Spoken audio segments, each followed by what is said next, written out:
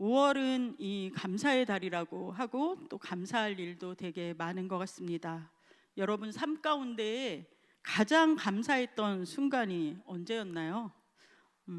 자녀가 출생했을 때, 또는 자녀가 잘 되었을 때, 아니면 대학을 합격했을 때, 또 아니면 승진했을 때, 또 병에서 치료가 되었을 때, 또 때로는 요즘에 주식이 너무 잘 되니까 주식이 막 대박 났을 때, 또 사업이 잘 됐을 때, 혹시 이런 순간들 감사하면서 이렇게 지나가셨나요?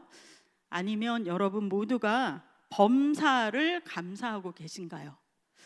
오늘은 이 말씀 볼 텐데, 오늘 여러분과 함께 이 나눈이 읽은 말씀은 한 구절이었지만 사실 데살로니가전서 5장 16절에서 18절이 함께 한 세트로 묶여서 그리스도인이면 모두 애우고 또 이렇게 그 말씀을 실천하려고 애쓰는 말씀인 것 같습니다.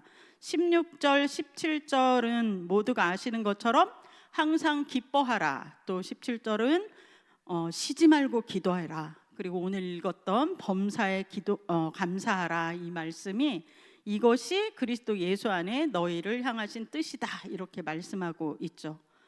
이 세 구절은 사실 너무 밀접하게 있어서 사실 따로 떨어져서 이렇게 있기보다는 같이 이렇게 항상 다니는 것 같습니다. 세상 속에서, 그리고 이 구절을 따라서 그리스도인으로 사는 우리에게 이러한 삶을 요구하는 삶의 모습이기도 합니다.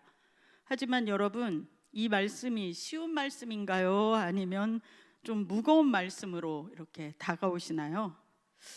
사실 이 말씀 이렇게 잘 뜯어서 보면 그렇게 쉽지는 않은 말씀으로 다가올 것 같습니다. 왜 그렇습니까? 그건 아마도 이 말씀 앞에 붙어 있는 이 말들 때문에 그런 것 아닌가 생각됩니다.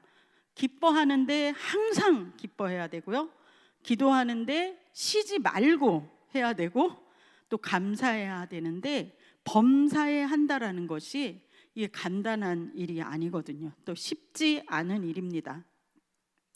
게다가 서로 이게 계속 맞물려 있어가지고 이 구절들이 서로 영향을 미치고 있기 때문에 감사가 안 되면 기쁨이 없으면 감사도 안 되고, 감사가 없으면 기쁨도 없고, 기도도 안 되고, 이렇게 계속 맞물려 가게 되어 있죠. 근데 오늘 저는 이 범사에 감사하라는 말씀을 가지고 여러분과 함께 더 좀 깊이 나누려고 합니다. 뒤에 이제 제가 간증을 하겠지만, 사실 이 말씀을 준비할 때 저희 유초등부에 관련된 우리 어린이 간증이 있었어요. 그래서 그 친구를 통해서 제가 이 범사에 감사한다라는 거를 생각해 보게 되고 말씀을 준비하게 된 것 같습니다.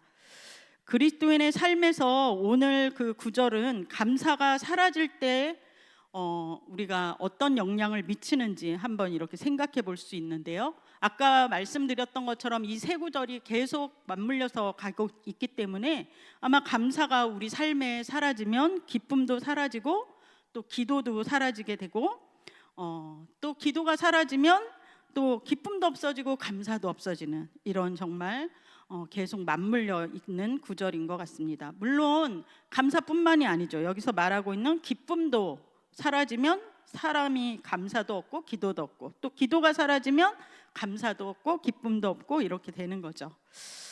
그런데 오늘 문제는 이 감사하라라는 이 말씀보다는 그 앞에 범사에 감사하라는 거, 이것 때문에 이제 우리에게 문제가 되는 거죠. 범사에 감사하라는 말은 우리 모두가 이렇게 살고 싶은 거죠. 말씀대로 살고 싶지만 어떻게 모든 일에 항상 그것도 감사할 수 있을까라는 의문이 들면서 우리 믿음의 삶에 뭔가 이 껄쩍지근하게 남으면서 이 믿음의 도전이 되는 말씀이기도 합니다.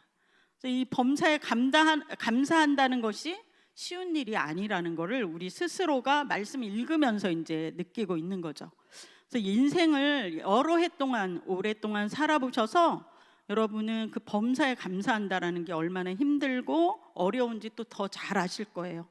왜냐하면 신앙생활 하면서 좋은 일도 있고 기쁜 일도 있고 진짜 감사가 넘치는 일도 있지만, 그와 마찬가지로 또 동일하게 나쁜 일도 있고 시련과 고통하는 일도 있고 막 울 일도 있고 슬플 일도 있고 이런 일들이 계속해서 동시에 일어나고 있기 때문입니다. 믿음 생활을 시작한 이후에 제 개인사를 돌아봐도 감사한 일도 있었지만 또 슬픈 일도 있었고 막 이랬던 것 같아요. 여러분도 여러분의 삶을 돌아보면 신앙생활하면서 그렇게 다 감사한 일만 있었던 거는 아니었다, 이런 생각이 올 것 같아요. 그래서 때로는 절망할 때도 있고, 때로는 경제적인 어려움이 닥쳐서 너무 힘들 때도 있고, 또 원치 않았지만 질병이 찾아올 때도 있죠. 그리고 기도해도 전혀 응답이 되지 않을 때도 있습니다. 그래서 그 답답함 속에서 살 때도 있죠. 또 고독과 외로움이 찾아올 때도 있고, 더 아프게는 내가 믿었던 가까운 친구에게 배신을 당할 때도 있고요. 또 자녀 걱정 때문에 밤을 새시는 분들도 있고, 불안한 나의 노후에 걱정을 많이 하고 있는 때도 있습니다. 때로는 원치 않았지만 너무 빨리 이별을 하게 된다거나, 또 원망을 받거나, 그 원망 때문에 내가 억울한 일을 당하거나, 이런 여러 가지 감사할 일만큼이나 또 좋은 일만큼이나 이런 어렵고 힘든 일들이 우리 삶에 늘 신앙생활 안에서 도사리고 있고, 어떻게 보면 이런 일들이 더 기억이 잘 나기 때문에 범사에 감사한다라는 말이 사실 굉장히 쉽지 않게 다가올 것 같습니다. 그러면 우리가 이제 이 범사에 감사한다라는 거를 좀, 그러면 우리 잘 이 말씀대로 살아야지 되기 때문에 먼저 이 본문 구절을 좀 한번 살펴볼 필요가 있을 것 같은데요. 이 본문 구절에서 말하고 있는 범사에 감사하라라는 이 구체적인 헬라어의 뜻이 뭔지 한번 살펴보고자 합니다. 그래서 먼저 범사에라고 앞구절에 나와 있는 말은요, 헬라어의 언뜻은 단순히 모든 일을 감사해라 라는 것을 넘어서, 그걸 포함해서 어떠한 상황에 처해 있든지 그 안에서 모든 것을 감사하라는, 그 안에서 감사하라는 의미를 갖습니다. 그러니까 이거는 어떻게 보면 어떤 상황이든지 또는 어떤 환경이든지 그 안에서 만나는 좋은 일, 나쁜 일, 또 슬픈 일, 심지어는 정말 내가 이해할 수 없는 일, 그 모든 일을 다 포함한다라고 말할 수 있는 거죠. 그리고 그 뒤에 나오고 있는 이 감사하라라는 헬라어의 원뜻은, 이 원래 그 헬라어가 에우카리스테이테라고 하는 말씀인데요, 이 카리스가 헬라어로 은혜거든요. 그 카리스의 의미가 이 감사하라에 들어가 있습니다. 그래서 원래 그 의미는 은혜를 잘 깨닫다 또는 은혜에 좋게 반응한다라는 뜻이 됩니다. 그래서 결국 감사하라는 것은 은혜를 깨닫고 좋게 반응하는 것이라는 뜻입니다.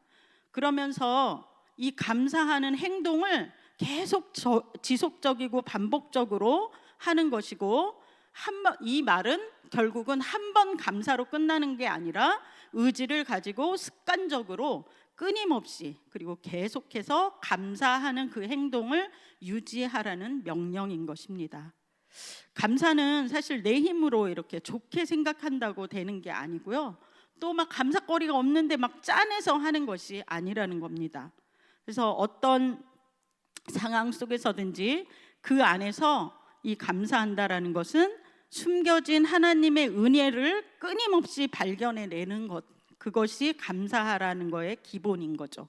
그래서 결국은 이걸 종합해 보면 범사에 감사하라라는 것은 좋은 일에만 감사하는 것이 아니라 어떤 상황 안에 있든지 또는 어떤 형편에 처하든지 그 속에서 하나님의 은혜를 발견하고 하나님의 선하심을 끝까지 신뢰하면서, 이 끝까지 신뢰한다, 이 말은 하나님 나를 정말 잘 인도하시고 선하게 대하셔 라고 하는 그러한 고백을 가지고 신앙 고백으로 나가는 최고의 신앙 고백인 것입니다.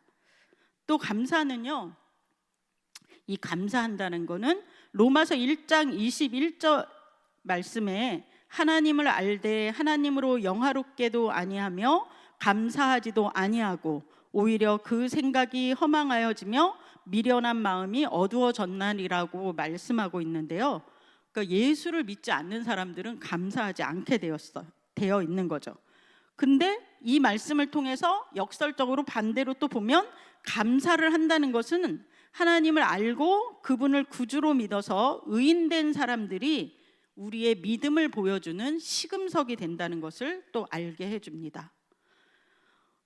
예수님의 십자가의 복음을 듣고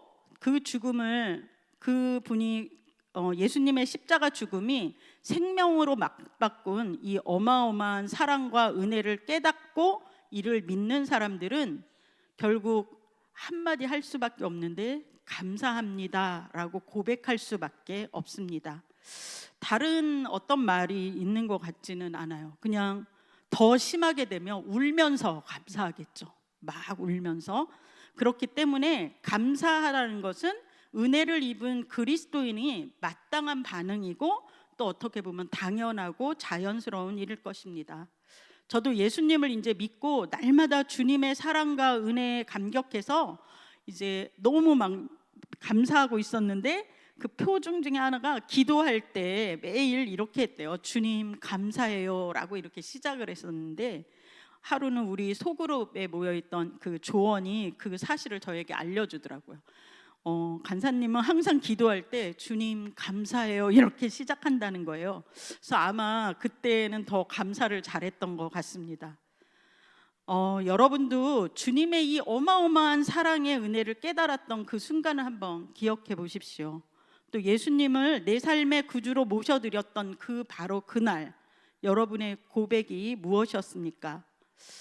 아마 생각해 보건대 다 모든 분이 감사합니다라는 말은 빼먹지 않고 했을 거라는 생각이 듭니다. 우리는 예수를 인격적으로 만나면 그 유일하신 참 하나님을 알게 되고요. 또 그분과 친밀한 교제를 하면서 영원한 생명을 얻은 것뿐만 아니라 누리게 됩니다. 그리고 주님이 내 모든 삶의 길을 인도하시고 항상 함께 하신다는 것을 믿게 되는 거죠. 하나님과 친밀함 속에 있는 사람은 어떤 상황과 형편에 있든지 그 속에서 하나님의 은혜를 발견해내고 하나님께 감사하게 됩니다.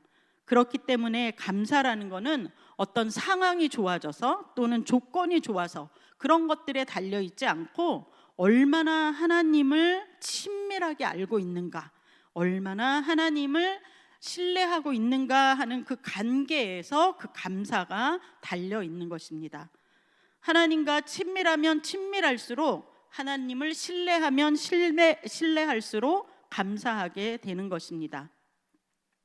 그럼 감사가 어디까지 가냐? 이렇게 신뢰하고 친밀하게 되면 여러분, 감사가 절망 중에도 나오고요, 환난 중에도 나오고 고통 중에도 나오고 그리 아니하실지라도 나오는 겁니다. 그래서 좋은 일뿐만 아니라 이렇게 힘들고 어렵고 이 절망뿐만 아니라 죽음 앞에서도 끝까지 하나님께 감사하고 또 그러한 감사가 하나님의 능력을 만들어내는 기적까지 가는 것, 그게 이 감사가 우리에게 보여주고 있는 큰 능력인 거죠.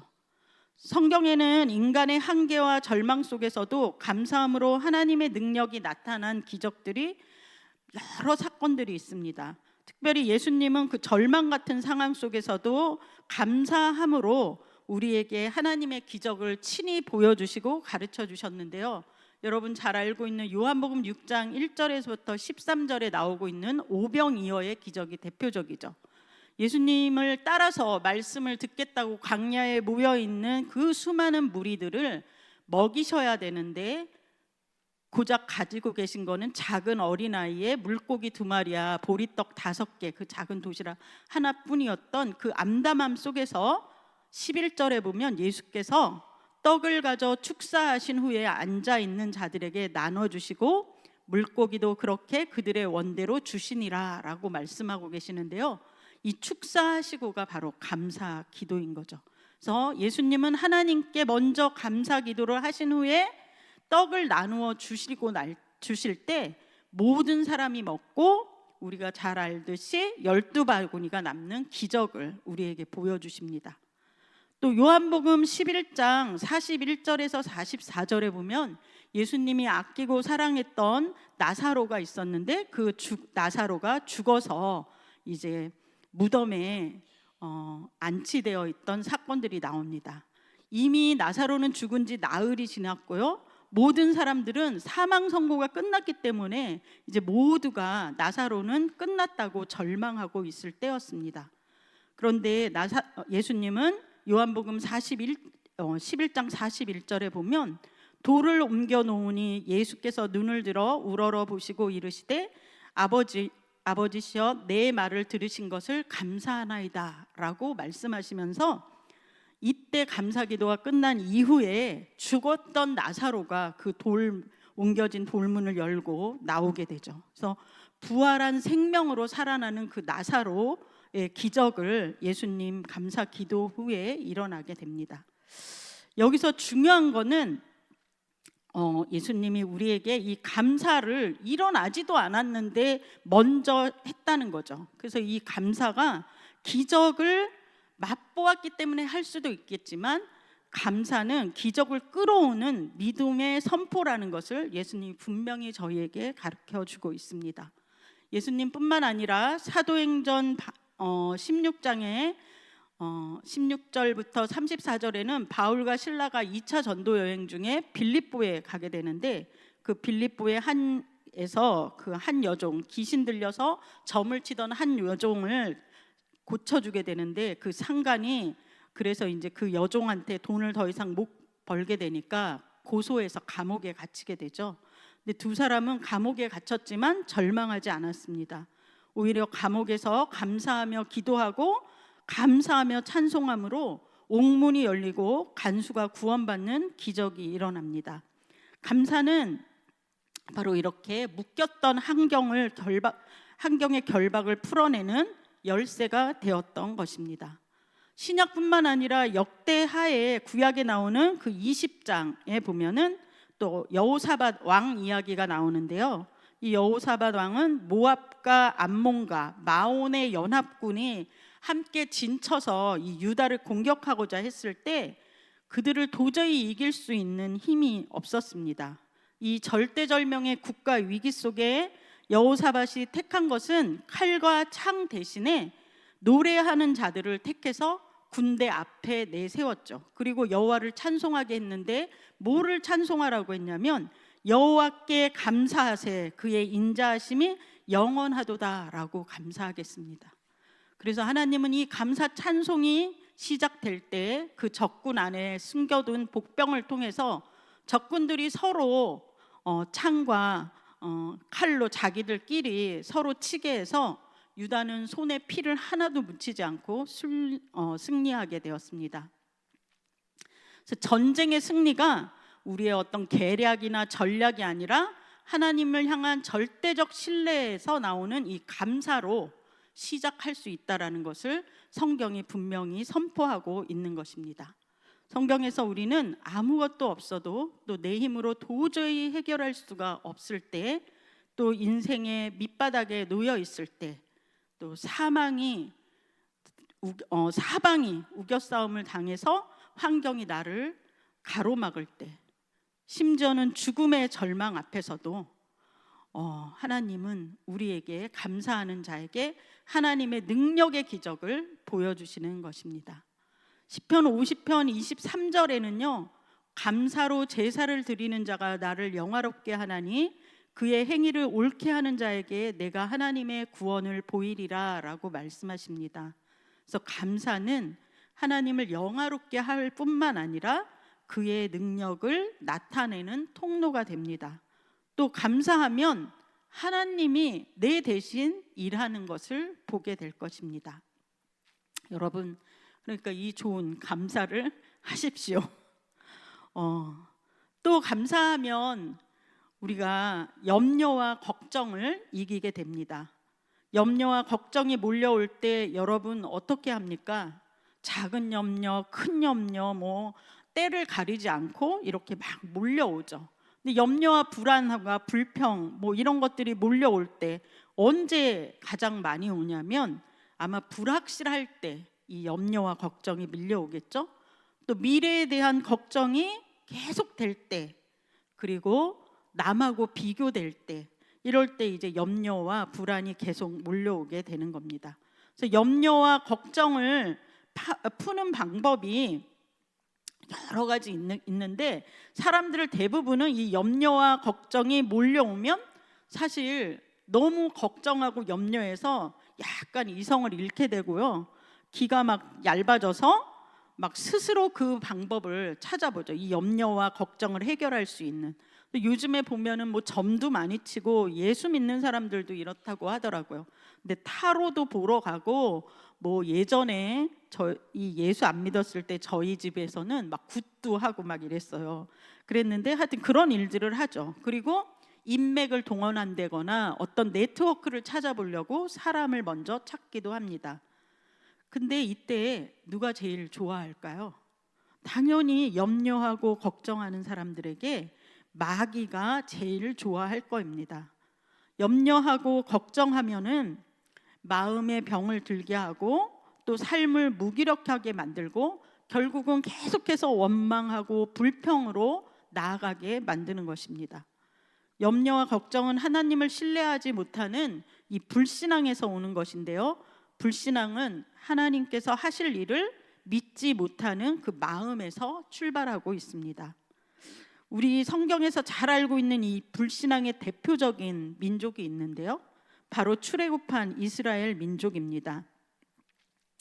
그들은 민수기 그 출애굽한 민족 그 이스라엘 민족은 그 민수기를 읽어보면 원망과 불평으로 멸망해가는 이야기가 민수기에 아주 잘 나와 있습니다.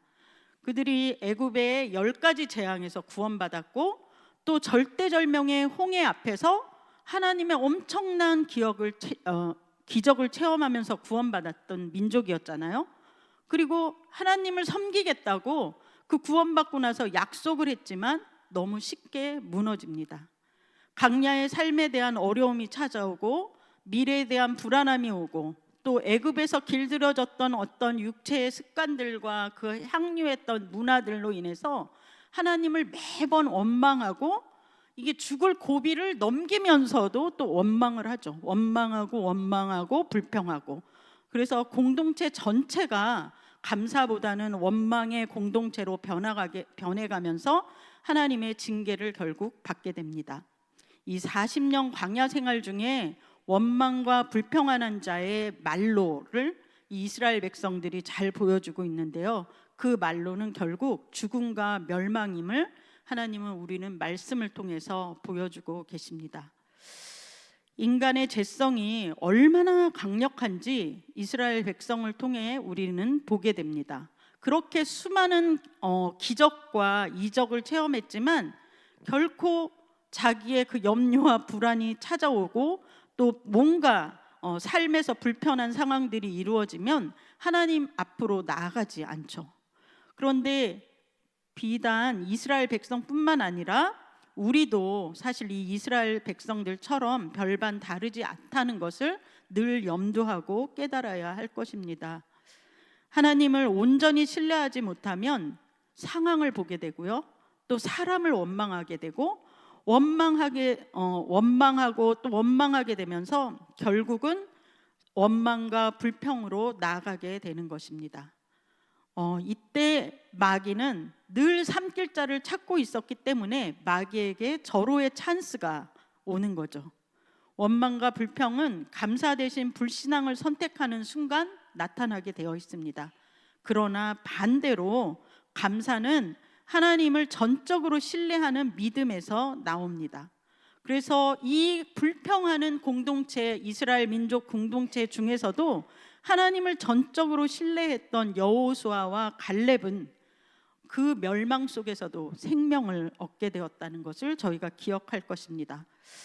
성경 베드로 5장 7절에서 너희 염려를 다 주께 맡기라 이는 그가 너희를 돌보심이라 라고 말씀하고 있어요. 빌립보서 4장 6절에서 8절에는 아무것도 염려하지 말고 오직 모든 일에 기도와 간구로 너희 구할 것을 감사함으로 하나님께 아뢰라. 그리하면 모든 지각에 뛰어난 하나님의 평강이 그리스도 예수 안에서 너희 마음과 생각을 지키시리라 라고 말씀합니다. 모든 불안과 걱정은 하나님께 전적으로 위탁하고 오직 감사함으로 하나님께 나아가라는 말씀입니다. 하나님이 평강을 주시고 염려와 걱정에서 승리하게 하실 것입니다. 그러나 여러분, 감사하면 일어나는 이 엄청난 은혜도 사실 매일 감사하는 훈련이 되어 있지 않다면 얻을 수가 없습니다. 그걸 우리가 기억해야지 돼요. 우리 죄성이 강력함을 이스라엘 백성을 통해서 이미 보고 있잖아요. 그래서 이걸 매일 감사하는 훈련을 하지 않으면, 매일의 삶 속에서 범사를 감사로 바꾸지 않으면 우린 결국에 다시 원망하게 되고 감사하지 않게 될 것입니다. 그래서 본문의 뒷부분은 범사에 감사하는 것이 그리스도 예수 안에서 너희를 향하신 하나님의 뜻이다라고 강력하게 저희에게 말씀하고 계시죠. 그래서 감사는 우리에게 지워진 어떤 짐이 아니고 하나님과 나와의 관계 속에서 함께 하시는 그분의 뜻과 은혜를 발견케 하시는, 어떻게 보면 하나님이 너와 함께 하신다는 그 약속이 사랑의 약속과 같다고 할 수 있습니다.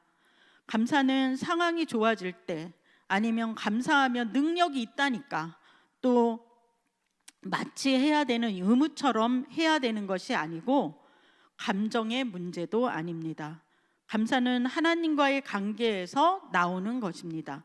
그래서 나와 내 인생을 영적으로 재해석할 수 있게 되는 것입니다. 이 말은 다시 이렇게 되짚어 보면 내 삶이 어떤 날은 봄날 같고 또 어떤 날은 겨울 같았고 또 지금은 강야를 지나가는 것 같고 또 때로는 너무 이해할 수 없는 일들이 계속해서 있다고 할지라도 하나님과 나와의 관계가 굳건하다면 여전히 신실하시고 좋으신 우리 주님이 내 인생의 키를 잡고 끝까지 함께 하신다는 것을 고백하게 되는 것이고, 그리고 그 시련 속에서도 내 삶을 정금같이 만들어가는 가정이었다고 그렇게 고백하면서 깨달아가는 것이죠. 우리가 아까 찬송가 받은 복을 세어보아라 라고 했는데, 감사하는 자들만이 그 찬양의 의미를 더 많이 깨닫게 되고, 감사할 때에 뒤돌아보면 고난 중에도 내 삶 가운데 복을 심어 놓으신 그 주님을 발견하게 되는 것입니다. 우리는 예수를 믿어 새로운 피조물이 되었습니다. 죽었다가 살아난 자에게는 모든 것이 그저 감사할 따름인 거죠. 여러분과 같이 찬양하지 않았지만 이 감사와 관련한 찬양 가사를 제가 써봤는데요. 날 구원하신 주께 감사, 모든 것 주신 감사, 지난 추억 감사, 주님 내 안에 계셔서 감사, 헤쳐나온 풍랑도 감사, 응답하신 것도 감사, 거절하신 것도 감사, 길가의 장미꽃도 감사, 장미 가시도 감사, 따스한 가정을 주신 것도 감사, 희망을 주신 것도 감사, 기쁨도 감사, 슬픔도 감사, 평안도 감사, 내일의 희망이 있음을 감사. 그 예수 믿는 사람들이 이 하는 말, 이 감사는 영원토록 감사하는 거라고 이 찬양은 말해줍니다. 모두가 동의가 되시는 찬양일 거예요. 그래서 감사는 한 번에 다 해버리는 게 아니라 영원토록 해야 하는 것입니다. 그리고 매일의 삶에서 주님을 더 알아가면 갈수록 주님 때문에 감사할 이유가 더 많아지고 또 더 많이 생기는 것입니다. 그렇기에 감사는 선택이고 영적 습관이라고 할 수 있습니다. 골로새서 3장 15절에서 바울은 그리스도의 평강이 너희 마음을 주장하게 하라. 너희는 평강을 위하여 한 몸으로 부르심을 받았나니 너희는 또한 감사하는 자가 되라 라고 말씀하고 있습니다. 우리 어떻게 감사하는 자가 될 수 있을까요? 그건 범사의 모든 일에 감사로 습관을 들이는 것일 것입니다. 그렇다면 어떻게 습관을 들이면 될까요?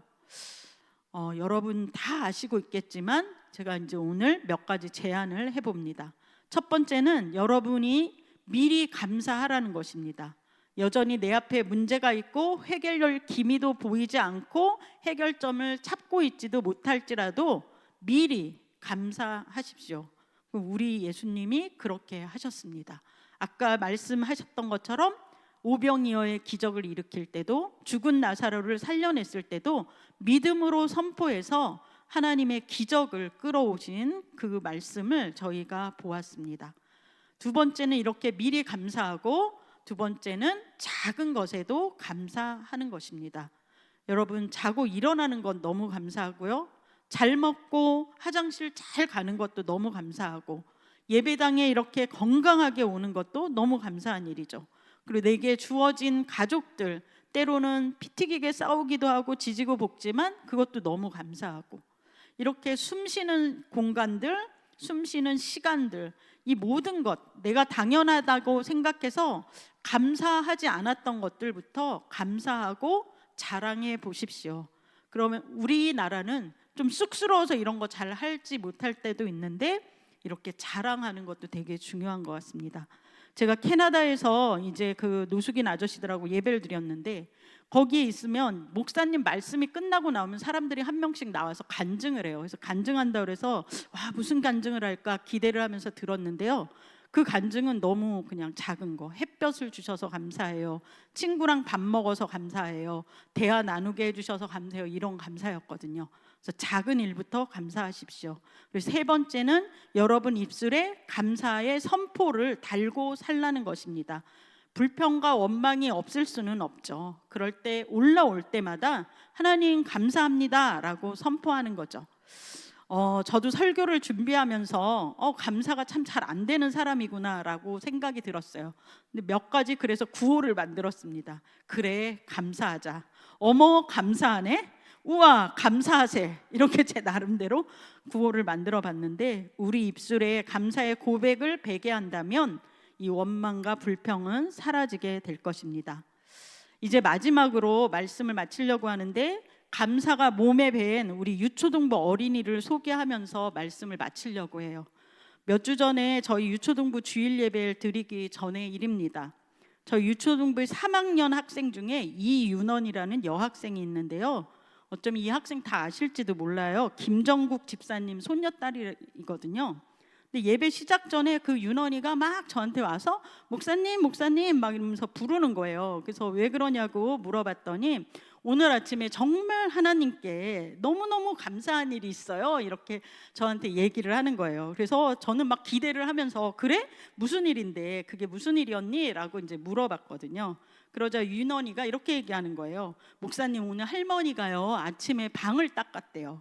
근데 그 방을 닦고 있는 그 위에 서랍에 뭘 올려놨었는데, 물건이 할머니가 방을 닦고 딱 지나가고 나니까 물건이 떨어졌다는 거예요. 그래서 할머니도 안 다치고 너무 감사했다는 거예요. 다치지 않게 되어서. 그래서 하나님이 너무 지켜주셔갖고 너무너무 감사했어요 라고 막 얘기를 하면서, 정말 하나님께 너무너무 감사한 일이에요 이렇게 저한테 몇 번이나 얘기를 하는 거예요. 그리고 막 이 감사를 자랑해, 막 엄마한테 전화를 해서 엄마 이런 일이 있었어 라고 하면서 감사를 막 자랑하더라고요.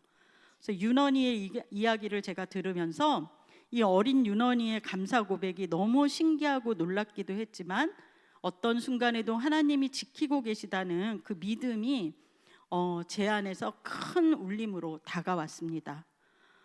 그리고 늘 일상에서 하나님의 은혜를 발견하고 감사하는 그 어린 모습이지만, 그 모습에 제 자신이 너무 부끄러웠습니다. 감리교 목사였던 제나단 에드워즈 목사님은요, 감사하는 마음이 신앙의 필수적인 부분이라고 말씀하시면서 하나님의 은혜와 그분의 주권을 인정하는 것이 진정한 감사다라고 말씀하셨다고 해요. 여러분은 예수님을 내 삶의 주인으로 고백하고 내 마음 중심에 이제 모시고 사는 분들이 되었습니다. 그리고 그분의 주권을 인정하고 있습니다. 그래서 나의 중심이 바뀌면 삶의 해석이 이제 달라지게 되는 것입니다. 그분의 사랑 때문에 상황은 변하지 않아도 또 어떤 상황에서도 범사를 감사로 만들게 되시는 것입니다. 주님 감사합니다, 이 한마디, 이러한 감사가 저와 여러분의 매일 삶 가운데에서 계속 범사를 감사로 만들어가면서 더 큰 감사를 만들어서 감사의 축제가 가득한 삶으로 채워지기를 주님의 이름으로 축복합니다. 같이 기도하겠습니다. 하나님, 저희에게 범사에 감사라는 말씀으로 가르쳐 주셔서 감사합니다. 이 감사는 하나님 우리 상황과 조건이 아니라 하나님과 더 깊은 관계를 맺을수록 하나님 우리 속에서 정말 날마다 터져 나오는 것임을 다시 깨닫습니다. 주님 더욱더 주님을 사랑하게 해주시고 우리가 매일 만나고 부딪히는 모든 상황과 범사에 하나님 감사로 주님께 올려드리는 저희들 되게 하여 주시옵소서. 예수님의 이름으로 감사하며 기도드렸습니다. 아멘.